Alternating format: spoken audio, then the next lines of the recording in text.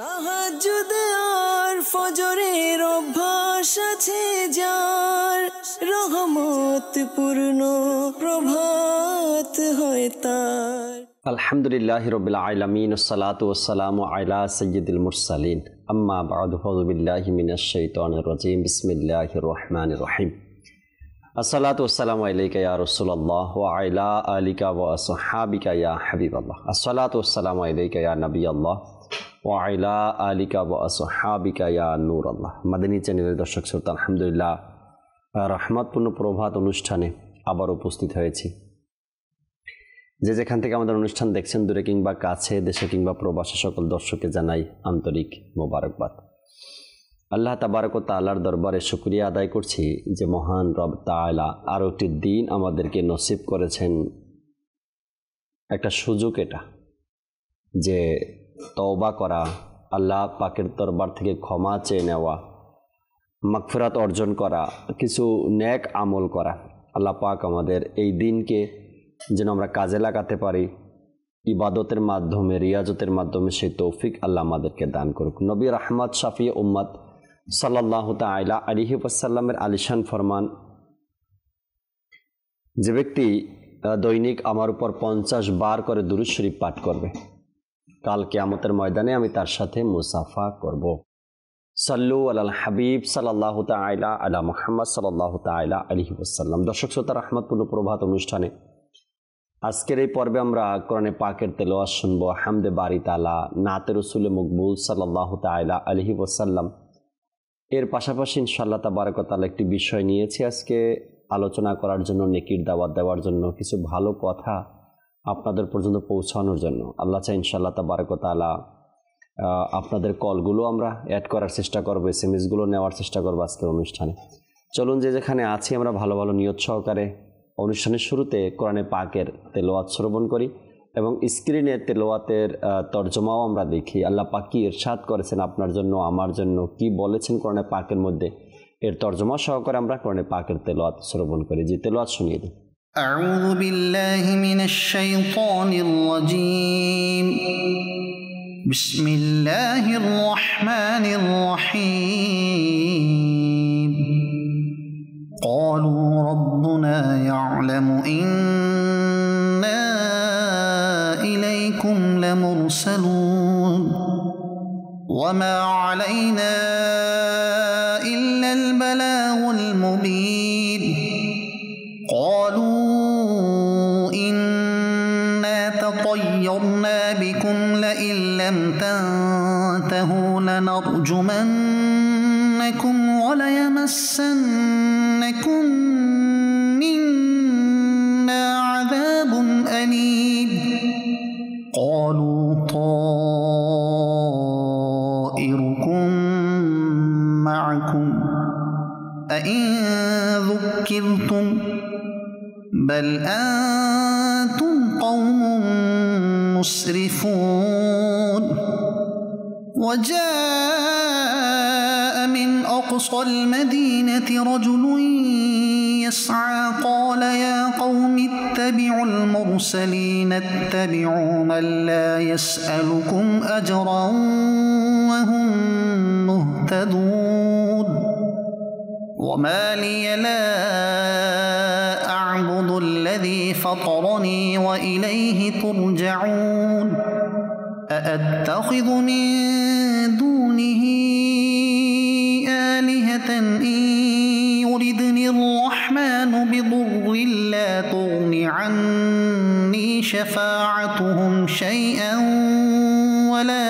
ينقذون إني إذا لفي ضلال مبين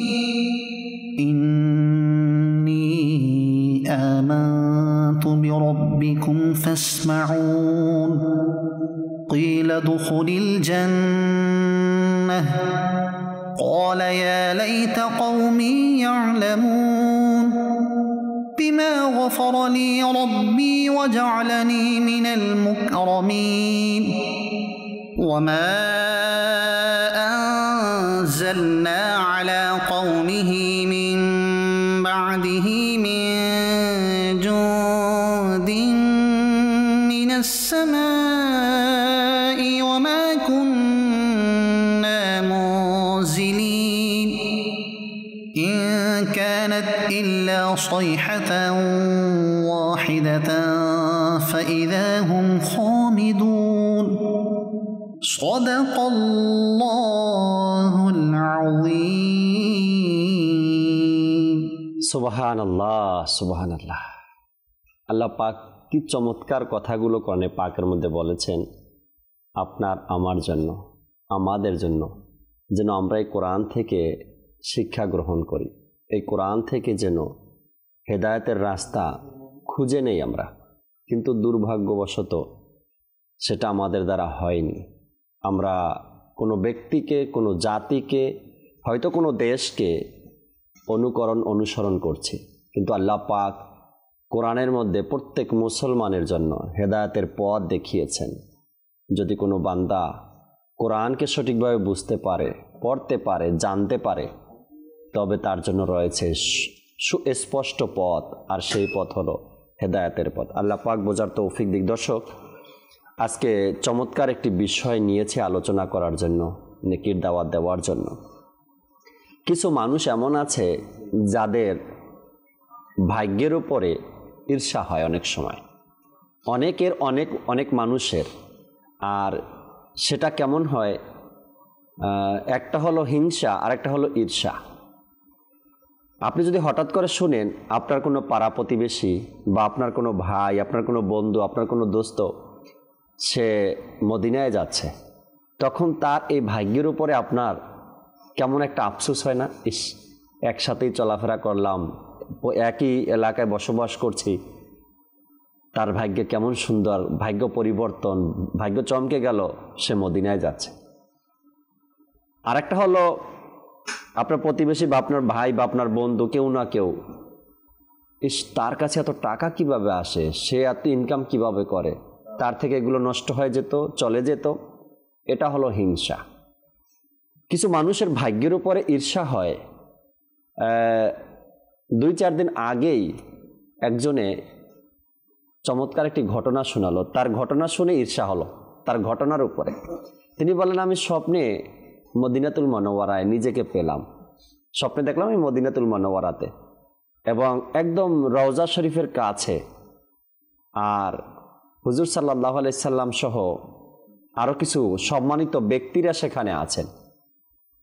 তো হুজুর সাল্লাল্লাহু আলাইহি সাল্লাম সেখান থেকে, ওই মজলিস থেকে উঠে আসবেন উম্মতের সাথে দেখা করতে।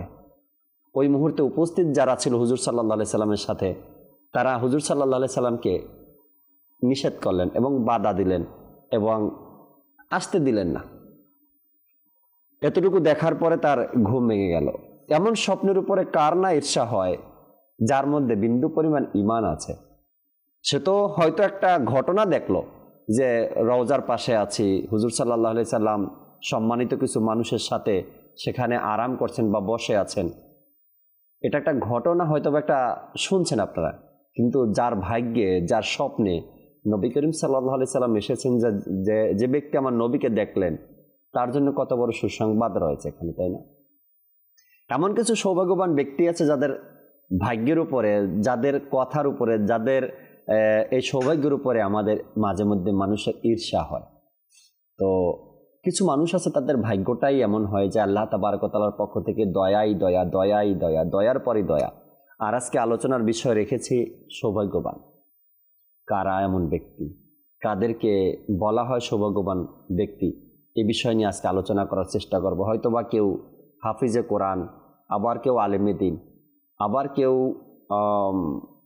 মা বাবা থেকে এমন দোয়া পেয়েছে তার ভাগ্যই পরিবর্তন হয়ে গেছে, আবার কেউ দুনিয়াতে নয় আখেরাতে তার ভাগ্য এমন উত্তম ভাগ্য বা এমনভাবে সৌভাগ্যবান হয়েছেন যার সংবাদ সে দুনিয়াতে আগেই পেয়ে গেছেন। এই সকল ব্যক্তি কিভাবে সৌভাগ্যবান হয় এবং তারা কারা, তাদেরকে কিভাবে অনুকরণ করা যায়, এসব বিষয় নিয়ে কিছু কথা বলার চেষ্টা করবেন ইনশাআল্লাহ তাআলা। চলুন আগে আমরা জুনায়েদ ভাই আমাদের সাথে আছেন, অনেকদিন পরেই হয়তো রহমতপূর্ণ প্রভাতে জুনায়েদ ভাইকে পেলাম আমরা, তা হামদে বাড়ি তালা শুনি, এরপরে আলোচনায় আসবেন ইনশাআল্লাহ তাআলা। জি জুনায়েদ ভাই। পুষ্পকলি গুঞ্জন শোনায় আল্লাহ আল্লাহ, পুষ্পকলি গুঞ্জন শোনায় আল্লাহ আল্লাহ, পুষ্পকলি গুঞ্জন শোনায় আল্লাহ আল্লাহ আল্লাহ আল্লাহ আল্লাহ। বিখরাজ পাতায় পাতায় আল্লাহ আল্লাহ, বিখরাজ পাতায় পাতায় আল্লাহ আল্লাহ আল্লাহ আল্লাহ আল্লাহ আল্লাহ আল্লাহ আল্লাহ আল্লাহ।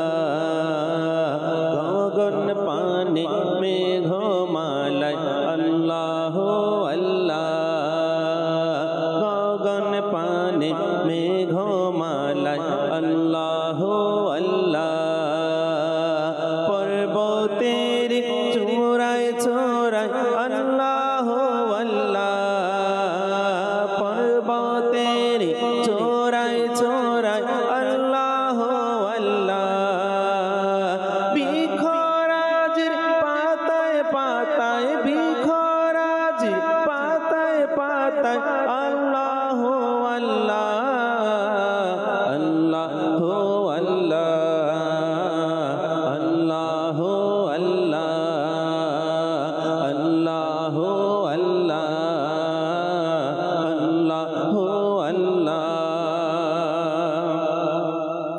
সূরা আর রহমান হোক বা সূরা আল ইখলাস, সূরা আর রহমান হোক বা সূরা আল ইখলাস। কোরআনের পাতায় পাতায় আল্লাহ আল্লাহ, কোরআনের পাতায় পাতায় আল্লাহ আল্লাহ, কোরআনের পাতায় পাতায় আল্লাহ আল্লাহ আল্লাহ আল্লাহ আল্লাহ আল্লাহ আল্লাহ লা ইলাহা ইল্লাহু আল্লাহ আল্লাহ আল্লাহ লা ইলাহা ইল্লাহু আল্লাহ আল্লাহ আল্লাহ লা ইলাহা ইল্লাহু। গুঞ্জন শোনায় আল্লাহ আল্লাহ, বৃষ্টি আর ঝর্ণা, গুঞ্জন শোনায় আল্লাহ আল্লাহ, বৃষ্টি আর ঝর্ণা। সাগরের জোয়ার ভাটায় আল্লাহ আল্লাহ, সাগরের জোয়ার ভাটায় আল্লাহ আল্লাহ আল্লাহ আল্লাহ আল্লাহ আল্লাহ। চন্দ্র সূর্য গ্রহ তারা প্রবন মেঘমালা, চন্দ্র সূর্য গ্রহ তারা প্রবন মেঘমালা। আকাশ পাতাল জিকির শোনায় আল্লাহ আল্লাহ, আকাশ পাতাল জিকির শোনায় আল্লাহ আল্লাহ আল্লাহ আল্লাহ আল্লাহ আল্লাহ আল্লাহ আল্লাহ আল্লাহ। পুষ্পকলি গুঞ্জন শোনায় আল্লাহ আল্লাহ, বিখরাজ পাতায় পাতায় আল্লাহ আল্লাহ, বিখরাজ পাতায় পাতায় আল্লাহ আল্লাহ আল্লাহ আল্লাহ আল্লাহ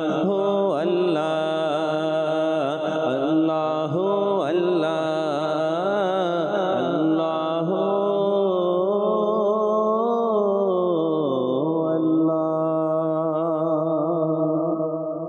সুবহানাল্লাহ, সুবহানাল্লাহ। আল্লাহ পাকের প্রশংসা, আল্লাহ তাআলার জিকির করা একজন মানুষের, একজন মুমিনের হৃদয়ের প্রশান্তি বা হৃদয়ের মরিচা দূর হওয়ার এক মাধ্যম আল্লাহ পাকের জিকির করা। আর যে ব্যক্তি আল্লাহ পাকের জিকির করতে পারে, মনে করতে হবে ওই ব্যক্তিও সৌভাগ্যবান। কেননা সবার ভাগ্যে হয় না আল্লাহ পাকের জিকির করা, সবাই পারে না আল্লাহ পাকের জিকির করতে।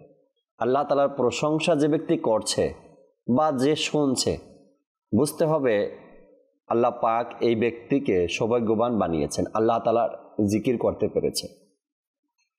দেখবেন, উদাহরণ যদি দেই মাদানী চ্যানেলের মাধ্যমে বা মাদানী চ্যানেল দিয়েই, মাদানী চ্যানেল চলছে কিন্তু সব মানুষ যে দেখছে এটা না। যারা দেখছে সৌভাগ্যবান, ইলমে দিন অর্জন করছে, দিনের কথাগুলো শুনছে, কিছু না কিছু তাদের অর্জন হচ্ছে, সওয়াব হচ্ছে, সবাই দেখতে পারছে না। তো আল্লাহ পাকের জিকির করা, দুরুদ সালাম পাঠ করা, এটাও সৌভাগ্যবানদের কাজ। সবাই এটা পারে না, সবাইকে দিয়ে হয়ও না। বেকারই আছে, অবসর আছে, অন্য কোনো কাজেও নেই, তারপরও হয় না, আরও উল্টার দিকে চলে যায়। আল্লাহ তাআলার জিকির, প্রশংসা, দুরুদ সালাম, নাতে রসুল, এটার উল্টা দিক, অর্থাৎ হারামের মধ্যে নিজের জবানকে কাজে লাগায়। তো এই যে আল্লাহ তাআলার প্রশংসা, কালাম, হামদ, নাত, এটা পাঠ করতে পারা বা শুনতে পারা, এটাও সৌভাগ্যবানদের কাজ। এগুলো আল্লাহ পাক বোঝার তৌফিক দিক। আব্দুল মুতালিব ভাই আমাদের সাথে আছেন। আজকের বিষয় নিয়ে কিছু কথা, কিছু আলোচনা শুনি দর্শকের পর নাতে রসুল মকবুল সাল্লাল্লাহু আলাইহি ওয়াসাল্লাম শুনবো। জি মুতালিব। আলহামদুলিল্লাহি রাব্বিল আলামিন ওয়া সলাতু ওয়া সালামু আলা সাইয়্যিদিল মুরসালিন, আম্মা বা'দ, ফাআউযু বিল্লাহি মিনাশ শাইতানির রাজিম, বিসমিল্লাহির রহমানির রহিম। যখন সৌভাগ্যবান বিষয়টি আসলে টপিক হিসাবে, আলোচ্য বিষয় হিসেবে নির্ধারণ করা হলো, তখন ভাবছি আসলে এই বিষয়ে কি আলোচনা করা যায়। তো সবচেয়ে প্রথম যে বিষয়টি আসলে মাথায় আসে সেটা হচ্ছে আসলে সৌভাগ্যবান আমরাই। ইমানের মতো নিয়ামত আমরা পেয়েছি, জি, আল্লাহকে চিনতে পেরেছি, হুজুর সাল্লাল্লাহু আলাইহি ওয়াসাল্লামের উপর ঈমান আনা, আর বিশেষত আকীদায়ে আহলে সুন্নতের উপর অটল থাকা, আকীদা আহলে সুন্নত বা আহলে সুন্নত ওয়াল জামাতের মধ্যে থাকা, যে আল্লাহ তাআলা সুযোগগুলো করে দিয়েছেন। তো সেই ভাগ্যের প্রতি যে বলা চলে যে এটা একটা আমাদের সৌভাগ্য যে আল্লাহ তাআলা এই সুযোগগুলো করে দিয়েছেন না চাইতেও। সবচেয়ে বড় যে যারা সৌভাগ্যবান ছিলেন তারা হচ্ছেন আমাদের পূর্ববর্তী যে সকল বুজুর্গানে দিন, তারা হচ্ছেন প্রকৃতপক্ষে সৌভাগ্যবান। জি, যাদেরকে হাজারো মানুষ অনুসরণ করছে তাদের কাজের কারণে, তাদের কৃতকর্মে, তারা যে সৎ কাজ করে গেছেন সেই সৎ কাজের কারণে। সর্বপ্রথম তো চলে আসবে সাহাবায়ে কেরাম, তাদের সৌভাগ্যের বিষয়টা যে আল্লাহ রাসূল সাল্লাল্লাহু আলাইহি ওয়াসাল্লাম নিজে বলেছেন যে যেভাবে আল্লাহ তাআলা আমাকে মনোনীত করেছেন, অনুরূপভাবে আমার সাহাবা যারা আছেন, আমার সাহচর্য যারা লাভ করবেন, তাদেরকে আল্লাহ তাআলা মনোনীত করে বেছে বেছে আমার সাহচর্যে নিয়ে এসেছেন, আমাকে সাহাবী হিসাবে নিযুক্ত করেছেন। তো সেই সকল ব্যক্তিরা আসলেই সৌভাগ্যবান। তাদের ব্যাপারে কোরআনে পাকের মধ্যেও এসেছে ওয়াকুল্লা ওয়াদাল্লাহুল হুসনা, তাদের প্রত্যেকের অবস্থা তো এরকম যে আল্লাহ তাআলা প্রত্যেকের সাথে হুসনার ওয়াদা করেছেন, অর্থাৎ জান্নাতের ওয়াদা করেছেন। তাদের অবস্থা তো এরকম রাদিয়াল্লাহু আনহুম ওয়া রাদু আন, যাদের ব্যাপারে আল্লাহ তাআলা বলেছেন আল্লাহ তাআলা তাদের প্রতি সন্তুষ্ট, তারা আল্লাহ তাআলার প্রতি সন্তুষ্ট। তাদের বৈশিষ্ট্য তো এরকম রুহামা উবাইনাহুম, তারা একে অন্যের প্রতি দয়ালু, রহমশীল, আবার অমুসলিমের প্রতি তারা খুবই কঠোর, বা ইসলামের যে বিষয়গুলো রয়েছে সেই বিষয়গুলোর প্রতি তারা খুবই কঠোর, কিন্তু নিজের বিষয়গুলোর ক্ষেত্রে তারা আবার খুবই কমলীয়, নরম। এই বিষয়গুলো যদি আমরা দেখি সাহাবায়ে কেরামের জীবনীর মধ্যে, তারা কিন্তু প্রকৃতপক্ষে ইসলামের বিধিবিধানগুলোর ক্ষেত্রে তারা খুবই কঠোর ছিলেন। সে ইসলামের বিধিবিধান বাস্তবায়নের ক্ষেত্রে সেটা যদি নিজের ছেলেও হয় সেক্ষেত্রে তারা ছাড় দিতে রাজি না। এরকম অসংখ্য ঘটনা রয়েছে সাহাবায়ে কেরামের জীবনীর মধ্যে, যে ভুল করেছে সন্তান, ইসলাম বিরোধী কাজ হয়ে গেছে তার মাধ্যমে, কিন্তু সন্তান হলেও তাকে ছাড় দেওয়া হয়নি। কিন্তু আবার সেটা যদি নিজের ক্ষেত্রে, নিজের সাথে সম্পৃক্ত, তো সেই ক্ষেত্রে আবার তারা দেখছে অনেক কোমল হয়ে গেছে। যেমনটা ভাবে যুদ্ধের ময়দানে কাফের সামনে চলে এসেছে, তাকে হত্যা করে ফেলবে, থুতু নিক্ষেপ করা হয়েছে তার চেহারায়, হত্যা করে ফেলবে, তো তৎক্ষণাৎ বলা হলো এটা আমার ব্যক্তির সাথে সম্পৃক্ত হয়ে যাচ্ছে, ইসলামের সাথে নয়, তখন তৎক্ষণাৎ ছেড়ে দিলেন, কমল হয়ে গেলেন। তো এই যে বৈশিষ্ট্য তারা পেয়েছেন, আল্লাহ তাআলা তাদেরকে দিয়েছেন, তো তারা প্রকৃতপক্ষে সৌভাগ্যবান।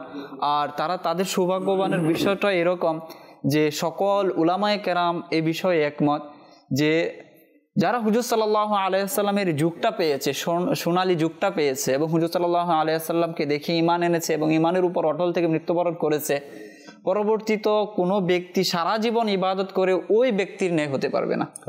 তো তারা হচ্ছে প্রকৃতপক্ষে সৌভাগ্যবান যারা হুজুর সাল্লাল্লাহু আলাইহি ওয়াসাল্লামের সেই সোনালী যুগটা পেয়েছে, হুজুর সাল্লাল্লাহু আলাইহি ওয়াসাল্লামকে দেখতে পেরেছে।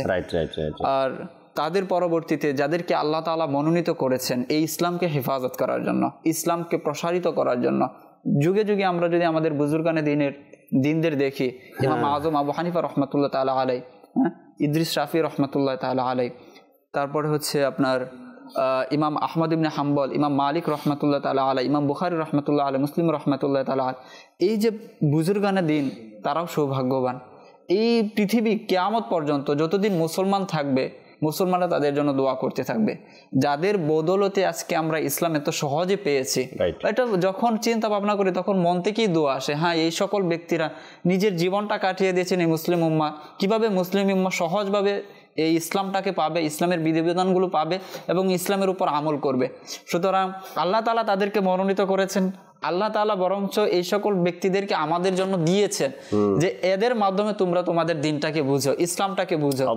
তো তারাও সৌভাগ্যবান এবং আমরাও সৌভাগ্যবান যে এই সকল ব্যক্তিদেরকে অনুসরণ করার, তাদেরকে অনুসরণ করার সুযোগ আমরা পেয়েছি। তাই না? আল্লাহ পাক কোরআনে পাকের মধ্যে তো বলেছেন যে আমার যারা প্রিয়, জি আমি যাদেরকে ভালোবাসি তোমরাও তাদেরকে ভালোবাসো এবং তাদের সাথে যাও, তাদের সংস্পর্শে থাকো, তাদের সংস্পর্শে বসো, তাদের থেকে কিছু শিখো, তাদের থেকে শুনো তোমরা। আর ওই সকল ব্যক্তিদের উপরে আল্লাহ পাকের কেমন দয়া যে আল্লাহ তাদের থেকে দিনের খেদমত নিয়েছে। আবার দিনের দায় যারা আছে তাদের প্রতি আল্লাহ পাকের কেমন ইহসান, কেমন দয়া যে তাদের থেকে আল্লাহ তাআলা দিনের খেদমত নিয়েছে।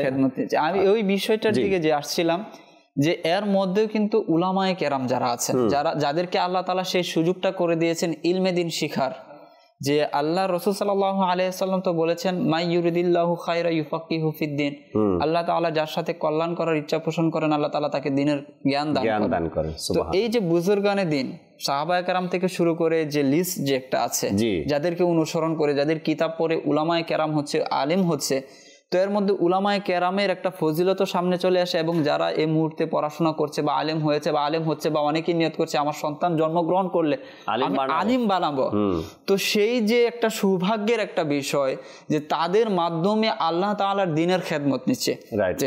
যে দ্বীনের ব্যাপারে আল্লাহ তাআলা বলেছেন যে আমার দ্বীনকে খেদমত করলো, আমার দ্বীনকে সাহায্য করলো, আমি তার সাহায্য করব। তো এত বড় একটা সৌভাগ্যের বিষয়। তো এই উলামায়ে কেরামের চেইন থেকে এটা আমাদের সামনে আসে। সুতরাং যারা সন্তানকে পড়াচ্ছে এবং যারা পড়ছে বা পড়ে নিয়েছে, আলেম হয়েছে, দ্বীনের উপর অবিচল আছে, প্রত্যেকেই সৌভাগ্যবান যারা এই কাজে সহযোগিতা করছে। একজন আমাকে একটা সুন্দর ঘটনা শোনালেন যে ইমাম আজম রহমতুল্লাহি তাআলা আলাইহি তার মা বাবার ব্যাপারে বললেন যে তার মা বাবা কেমন সৌভাগ্যবান। ইমামে আজম রহমতুল্লাহি তাআলার কারণে পৃথিবী তার মা বাবাকে চিনে, তার ইমামে আজমের কারণে তার মা বাবাকে পৃথিবী চিনে। কেন? ইমামে আজম রহমতুল্লাহি তাআলা আলাইহি যদি যুগের ইমাম না হতেন বা হানাফি মাযহাবের ইমাম না হতেন তবে তার মা বাবার খোঁজ রাখাটা খুব কষ্টকর হয়ে যেত, তাই না? তো একজন বলেন কি তার মা বাবার কেমন সৌভাগ্য যে এমন একটা সন্তানের মা বাবা তারা। আবার খাজা গরিবে নেওয়াজ রহমতুল্লাহি তাআলার ব্যাপারে আরেকজন বললেন যে খাজা গরিবে নেওয়াজ রহমতুল্লাহি তাআলা যদি খাজা গরিবে নেওয়াজ না হতেন বা এত বড় ওলিয়ে কামিল না হতেন, ভারতবর্ষে না আসতেন, হয়তোবা তার মা বাবার নাম আমরা জানতাম না বা খোঁজও নিতাম না। খাজা গরিবে নেওয়াজ রহমতুল্লাহি তাআলার মা বাবা কেমন সৌভাগ্যবান ব্যক্তি যে এমন সন্তানের মা বাবা তারা হয়েছেন। আল্লাহ পাকের অনেক বড় দয়া, একজন আলিম বা একজন বুজুর্গ বা একজন নেককার ব্যক্তির সাথে যারা সম্পর্কিত তাদের সবাইকেই মানুষ তাদের সবাইকে সৌভাগ্যবান বলেন। মোতালিব ভাই উদাহরণ যে খাজা গরিবে নেওয়াজ রহমতুল্লাহি তাআলা আলাইহি অথবা শাহজালাল ইয়ামানি রহমতুল্লাহি তাআলা আলাইহি তাদের সংস্পর্শে যারা ছিলেন তাদেরকেও সৌভাগ্যবান বলেন। আবার তাদের মাজার শরীফে যারা এখন পর্যন্ত খেদমতরত অবস্থায় আছে, হকের উপরে যারা আছে, তাদেরকেও মানুষ সৌভাগ্যবান বলে। না, আপনার নসিব অনেক ভালো ভাই যে আপনি এমন জায়গার খেদমতে আছেন। মসজিদে নববীর যদি কোনো খাদিমের সাথে কারো দেখা হয়, তারপর শতবার সালাম দেয়, ভাই আপনাকে তো সালাম, যে এমন একটা জায়গার খাদিম আপনি হতে পেরেছেন। মানে এত বড় সৌভাগ্য আপনার যে আপনি এই জায়গার খাদিম হতে পারছেন। আমরা তো পারিনি। তো এমন এমন মানুষ আল্লাহ তাআলা তাদেরকে এমন ভাগ্য দান করেছেন যে যাদের ব্যাপারে মানুষ এত এত সুন্দর ধারণা রাখে। তো আল্লাহ পাকের অনেক বড় দয়া যে আলিম বা আলিমের সাথে যাদের সম্পর্ক, সে মাদ্রাসার টিচার হোক বা মাদ্রাসার কমিটি হোক বা মা বাবা হোক বা আত্মীয় স্বজন হোক, ভাই ব্রাদার যাই হোক না কেন, যখন ওই ব্যক্তির পরিচয় আসে যে আমি তার ছোটবেলার পরিচিত কেউ, ভাই আপনি তো আপনি। এখন দেখেন, আপনি খলিফা আমিরুল সুন্নাতের কথা যদি বলি, খলিফা আমিরুল সুন্নাত যিনি, যে জামিয়াতুল মদিনায় তিনি পড়ছেন, আর তার ক্লাসের যে ছাত্ররা আছে তাদের সাথে মিলতে আপনার কেমন মন চায়?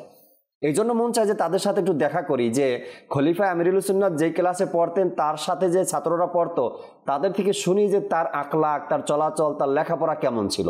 কেমন ভাগ্য তাদের যে খলিফা আমিরুল সুন্নাতের এক ক্লাসে পড়ছেন তারা। মুফতি কাসিম সাহেবের ক্লাসে যারা পড়ছেন তাদের দুই একজনকে যদি পেতাম, যে কেমন ছিল ছাত্র হিসাবে তিনি, কেমন লেখাপড়া তিনি করতেন, ক্লাসে কেমন ছিলেন, টিচারদের সাথে কেমন ছিলেন, ছাত্রদের সাথে কেমন ছিলেন, ওই সকল ছাত্ররা কেমন যে মুফতি কাসিম সাহেবের সাথে লেখাপড়া করছে। এই যুগে নয়, অনেক আগে থেকে এই সিস্টেমটা যে সকল বড় বড় উলামায়ে কেরাম ছিলেন, বুজুর্গানে দিন ছিলেন, তাদের সংস্পর্শে যারা ছিলেন, ছাত্র ভাই যারা ছিলেন, তাদের সাথে মানুষ দেখা করতে যে তার ব্যাপারে তার থেকে একটু শুনি, তিনি কাছ থেকে জেনেছেন, কাছ থেকে দেখেছেন। তো এই বিষয়টি ওই পূর্ব জমানা থেকে, আর এই জমানাতেও দেখা যায় যে খলিফায়ে আমির আহলে সুন্নাত বলেন, আমির আহলে সুন্নাত দামাত বারকাতুহুল আলিয়া, তার ব্যাপারে তার সাথে যে শুরুর যুগে যারা ছিলেন তাদের সাথে কথা বলে যে আমির আহলে সুন্নাত কিভাবে এই পর্যন্ত এসেছেন, তার পরিশ্রম কতটুকু, কিরকম ছিল, শুরুটা তিনি কিভাবে করেছেন। এটা আলহামদুলিল্লাহ একটু সৌভাগ্যের বিষয় যে এই সকল ব্যক্তিদের সাহচর্য যারা লাভ করতে পারে, আল্লাহ তাআলা যাদেরকে সেই তৌফিক দান করেন, তো তাদের মধ্যে একটা আকাঙ্ক্ষা তৈরি বা একটা উৎফুল্লতা তৈরি হয় যে আল্লাহ তাআলা আমাকে এইরকম একজন ব্যক্তির সাহচর্য দান করেছেন, তার সাথে আমি পড়াশোনা করেছি, তার সাথে আমি কাজ করেছি। তো এটা কেন আসে? তারা সেই রকম কাজ করেছেন, তো আল্লাহ তাআলা আমাদেরকেও সেই সুযোগ করে দিয়েছেন। আমরাও চাইলে সেই সৌভাগ্যবান যারা হয়েছেন তাদের দেখানো পথে চলে আমরাও সৌভাগ্যবান হতে পারি। দেখেন, পৃথিবীতে মানুষ সকলেই চাই সৌভাগ্যবান হতে। সৌভাগ্য এবং দুর্ভাগা যে বিষয়টি রয়েছে, এগুলো আসলে আমরা তো দুনিয়াবি দিক থেকে দেখি যে আমার কাছে ফ্ল্যাট আছে, বাড়ি আছে, গাড়ি আছে, পদ আছে, মর্যাদা আছে, তো আমি সুখী, আমি সৌভাগ্যবান। আর এই সবগুলো কিন্তু আবার একসাথে পাওয়াও যায় না। তো অধিক যার কাছে থাকে, এগুলোর মধ্যে থাকে, তাকে বলে যে ব্যক্তি দেখে সৌভাগ্যবান, সে এত বড় চাকরি করছে, তার পদমর্যাদা এরকম, তার একটি ফ্ল্যাট আছে এখানে, তার অমুক একটি বাড়ি আছে, তো সৌভাগ্যবান। কিন্তু এই যে সৌভাগ্যবানের ক্যাটাগরিটা দুনিয়াতে যেভাবে রয়েছে, আখিরাতেও কিন্তু অনুরূপই রয়েছে। আল্লাহ তাআলা এই দুইটা শ্রেণীকে কোরআনে পাকের মধ্যে বিভক্ত করেছেন। আচ্ছা, কোরআনে পাকের মধ্যে বিভক্ত করেছেন। আল্লাহ তাআলা কোরআনে পাকের মধ্যে বলেন যে ফামিনহুম শাকিয়্যু ওয়া সাঈদ, যে মানুষের মধ্য থেকে দুটি জামাত হবে, একটি জামাত হবে যারা সৌভাগ্যবান, আরেকটি জামাত হবে যারা দুর্ভাগ্য। তো এই দুটি জামাতকে আল্লাহ তাআলা কোরআনে পাকের মধ্যে বিভক্ত করে দিয়েছেন। আর সেটি হবে কিয়ামতের ময়দানের অবস্থা। দুনিয়াবি বিষয় আছে, ইনশাআল্লাহ সেদিকেও আসবো। তো এখানে আল্লাহ তাআলা দুটি যে জামাত বিভক্ত করেছেন, একটি হচ্ছে সৌভাগ্যবান, একটি হচ্ছে দুর্ভাগা। তো সৌভাগ্যবান কারা, দুর্ভাগা কারা, এ ব্যাপারে একটা লিস্ট ওলামায়ে কেরাম বলেছেন যে এই সকল সাইন, এই সকল আলামত যাদের মাঝে আছে তারা হচ্ছে সৌভাগ্যবান, আর এই সকল আলামত যাদের মাঝে নেই তারাই হচ্ছে দুর্ভাগা। এখন আলামতগুলো কি? আলামতগুলোর মধ্যে প্রথম হচ্ছে যে বলুন, সৌভাগ্যবান সেই ব্যক্তি যার অন্তর নরম। সুবহানাল্লাহ। প্রথমত বলা হয়েছে যার অন্তর নরম। এই অন্তর নরমের যে বিষয়টা যদি আমরা দেখি হুজুর সাল্লাল্লাহু আলাইহি ওয়াসাল্লাম থেকে, হুজুর সাল্লাল্লাহু আলাইহি ওয়াসাল্লামের মন কেমন নরম ছিল, কেমন কোমল ছিল। সাহাবায়ে কেরামের যদি দেখি, একজন আরেকজনের জন্য জীবন উৎসর্গ করে দিতেন। আনসার সাহাবীরা তো নিজের সবকিছু ভাগাভাগি করে নিয়েছেন, নিজের সম্পদ কিন্তু ভাগ করে দিয়েছেন মুহাজিরদেরকে। আর মুহাজির সাহাবায়ে কেরাম কেমন ছিলেন? সব কিছু ইসলামের জন্য ত্যাগ করে বিসর্জন দিয়ে হুজুর সাল্লাল্লাহু আলাইহি ওয়াসাল্লাম এটাকে সারা দিয়ে মদিনায় চলে গিয়েছেন। তাদের মনটা কতটা নরম ছিল, কতটা কোমল ছিল যে সাহাবায়ে কেরামের ব্যাপারে আসে যে নিজের বাগান দিয়ে দেয়া, এমনকি যে বলে যে আমার ওয়াইফ রয়েছে দুটি, আপনি যদি চান আমি একজনকে তালাক দিয়ে দেবো, আপনি আরেকজনকে বিয়ে করে নিয়ে, যে একে অন্যের প্রতি কমল হৃদয়ের হওয়া, ভালোবাসা আছে না যুদ্ধের ময়দানে, যে একজনের পানির পিপাসা লেগেছে, তো সেখানে পানি পানি করে চিৎকার করতে লাগলেন। পানি যখন তার সামনে আসলো, সে শুনলো তার পাশে আরেকজন আহত অবস্থায় সাহাবী, তো বললেন ভাই আমার চাইতে হয়তো আমার ওই সাহাবী ভাইয়ের বেশি প্রয়োজন, আপনি পানিটা তাকে পৌঁছে দেন। শেষ পর্যন্ত কেউই পানিটা পান করতে পারলো না, শহীদ হলেন। কিন্তু পানিটা মানে একের পর এক কোমল হৃদয়, যে সৌভাগ্যবানদের প্রধান আলামত হিসেবে চিহ্নিত করা হয়েছে কোমল হৃদয়ের হওয়া। হুজুর সাল্লাল্লাহু আলাইহি ওয়াসাল্লামের জীবনী, হুজুর সাল্লাল্লাহু আলাইহি ওয়াসাল্লাম কতটা কোমল হৃদয়ের ছিলেন। একজন অমুসলিম, সে মূলত লেখা স্টার্ট করেছিল মুসলমানদের বিরুদ্ধে, অর্থাৎ ইসলাম বিদ্বেষী ছিল। সে এমন একটি কিতাব বের করবে যেখানে ইসলামের ত্রুটিগুলো তুলে ধরা হবে, ইসলামের ত্রুটিগুলো তুলে ধরা হবে। এখন এই বিষয়গুলো তুলে ধরার জন্য তাকে ইসলাম সম্পর্কে জানতে হবে। সে ইসলাম স্টাডি করা শুরু করলো। প্রথমত সে কোরআন পড়লো। কোরআন তো এখন ডাইরেক্ট যদি কেউ কোরআন পড়ে তো কোরআন তো সরাসরি বুঝতে পারবে না, সেখানে হাদিসের সাহায্য লাগবে, উলামায়ে কেরামের যে ব্যাখ্যা বিশ্লেষণ সেগুলো সাহায্য লাগবে। পরবর্তীতে তাকে পরামর্শ দেওয়া হলো যে তুমি হুজুর সাল্লাল্লাহু আলাইহি ওয়াসাল্লামের জীবনী পড়ো। কিন্তু সে এই স্টাডিগুলো করছে, ইসলাম বিদ্বেষী একটা কিতাব লিখবে, ইসলামের ত্রুটিগুলো সেখানে তুলে ধরবে। যখন স্টাডি করা শুরু করলো, সে তো জানতো যে ইসলাম এরকম, ইসলাম মারামারি কাটাকাটি করে যা শুনে আসছে, মানে ইসলামের বিরুদ্ধে যে অপপ্রচার সেইগুলোই শুনে আসছে, এবং সেই অনুযায়ী সে কিতাব লিখবে। তো হুজুর সাল্লাল্লাহু আলাইহি ওয়াসাল্লামের ব্যাপারে ধারণা তার ওইরকমই ছিল যে তিনি এরকম এরকম এরকম এরকম। তো যখন স্টাডি করা শুরু করলো, স্টাডি করতে করতে হুজুর সাল্লাল্লাহু আলাইহি ওয়াসাল্লাম জীবনের শুরু থেকে যখন মক্কা বিজয় এসে পৌঁছলো, তখন তার মনটা নাড়া দিল একটা, যে একজন ব্যক্তিকে এত অত্যাচার করা হলো, তাকে তার দেশে থাকতে দেওয়া হলো না, তার যে পিতৃস্থল ছিল সেখান থেকে তাকে তাড়িয়ে দিল, বিতাড়িত করা হলো, এমনকি তাকে হত্যা করার জন্য নানা কূট কৌশল পর্যন্ত করা হলো। সেই ব্যক্তি যখন মক্কায় প্রবেশ করলেন, মক্কা বিজয় লাভ করলেন, তখন তিনি সাধারণ ক্ষমা ঘোষণা করলেন, তিনি সবাইকে ক্ষমা করে দিলেন, মাফ করে দিলেন। এটা কিভাবে সম্ভব? এটা কিভাবে সম্ভব? একজন ব্যক্তিকে তার এত অপমান করা হলো, অপদস্থ করলো, সবকিছু থেকে যাকে বঞ্চিত করা হলো, যাকে হত্যা করার সুযোগ পেলে হত্যা করা হতো, সে যখন এত বড় সুযোগ পেল, মক্কা বিজয় লাভ করলো, সে সবাইকে ক্ষমা করে দিল। তখন সে বুঝতে শুরু করলো পজিটিভ ভাবে, তখন থেকে সে নেওয়া শুরু করলো যে ইসলাম তো আসলে আমি যা শুনে আসছি ইসলাম তো এরকম নয়। হুজুর সাল্লাল্লাহু আলাইহি ওয়াসাল্লামের যে কমল হৃদয়, সুবহানাল্লাহ, যে কমল কিরকম সবাইকে ক্ষমা করে দিলেন এবং সাধারণ ক্ষমা ঘোষণা করলেন। তিনি চাইলে তো সেদিন প্রতিশোধ নিতে পারতেন, তার সাথে যে ব্যবহার করা হয়েছে, এমনকি হুজুর সাল্লাল্লাহু আলাইহি ওয়াসাল্লামের শানে যে আয়াতগুলো নাজিল হয়েছে সেই দিক থেকেও যদি বিবেচনা করি তো এখানে অনেক কিছু হতে পারত। কিন্তু হুজুর সাল্লাল্লাহু আলাইহি ওয়াসাল্লাম সাধারণ ক্ষমা ঘোষণা, সেই অমুসলিম ব্যক্তি তখন থেকে পজিটিভ ভাবে স্টাডি শুরু করলেন। এমনকি একটা পর্যায়ে যে ইসলাম বিদ্বেষী কিতাব রচনা করবে সে ব্যক্তি মুসলমান হয়ে ইসলামের পক্ষে সে দাঁড়িয়ে গেল, সে মুসলমান হয়ে গেল। যে ইসলাম হচ্ছে এরকম, যেখানে ন্যায়ের কথা শেখায়, যেখানে কোমলতা শেখায়, যেখানে মানুষকে ক্ষমা করতে শেখায়। তো প্রথম আলামত হচ্ছে সৌভাগ্যবানদের কমল হৃদয়। কমল হৃদয় আমাদের হতে হবে, আমাদের অপরকে ভালোবাসতে হবে। কেউ আমাকে একটা পড়ছিলাম যে হুজুর সাল্লাল্লাহু আলাইহি ওয়াসাল্লামকে যে নিয়ামতগুলো আল্লাহ তাআলা দিয়েছেন তার মধ্যে অন্যতম, এবং কেউ কেউ তো বলেছেন সবচেয়ে বড় নিয়ামত হচ্ছে কোরআন। সুতরাং কোরআনের হাফেজদের ব্যাপারে, কোরআন যারা ধারণ করে, লালন করে, কোরআনের উপর যারা আমল করে, তাদের ব্যাপারে হাদিসের মধ্যে এসেছে, একজন সাহাবী বলেন যে যারা কোরআনকে লালন করে সে মূলত হুজুর সাল্লাল্লাহু আলাইহি ওয়াসাল্লাম নবুয়তের একটি বিশেষ জিনিস সে নিজের মধ্যে ধারণ করছে, লালন করছে। সুতরাং সেই ব্যক্তির জন্য কখনো উচিত হবে না কেউ যদি তার সাথে মন্দ আচরণ করে সেই জন্য মন্দ আচরণ করে, এটা তার জন্য উচিত হবে না। কেউ যদি তার সাথে খারাপ ব্যবহার করে, গালমন্দ করে, তো অনুরূপ ব্যবহার করা তার জন্য উচিত হবে না। কেননা তার মধ্যে বিশেষ একটা আল্লাহ পাক তাকে এমন ভাগ্য সৌভাগ্য দান করেছেন, তার উচিত নাকি উল্টা ব্যবহার কারোর সাথে করা। আল্লাহ বোঝার তৌফিক দিকে আমরা একটি নাতে রাসূল মকবুল সাল্লাল্লাহু আলাইহি সাল্লাম শুনি ইনশাআল্লাহ। এরপরে আরো 4টি জি বিশেষ আছে, বিশেষ জি শুনবেন ইনশাআল্লাহ তাআলা। আল্লাহ চায় জি জুনায়েদ ভাই কালাম শুনিয়ে দেন।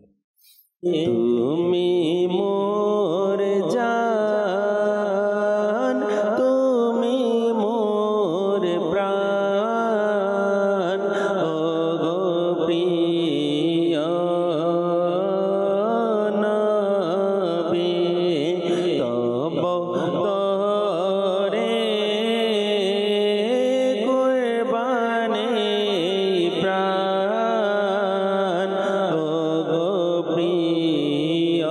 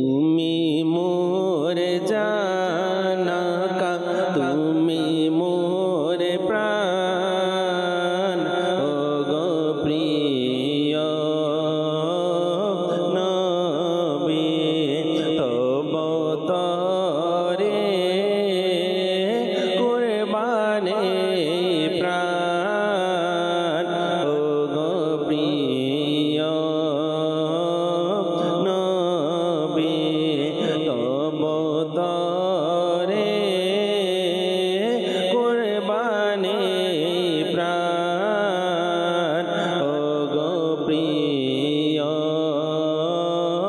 নবী মদিনায় রেগে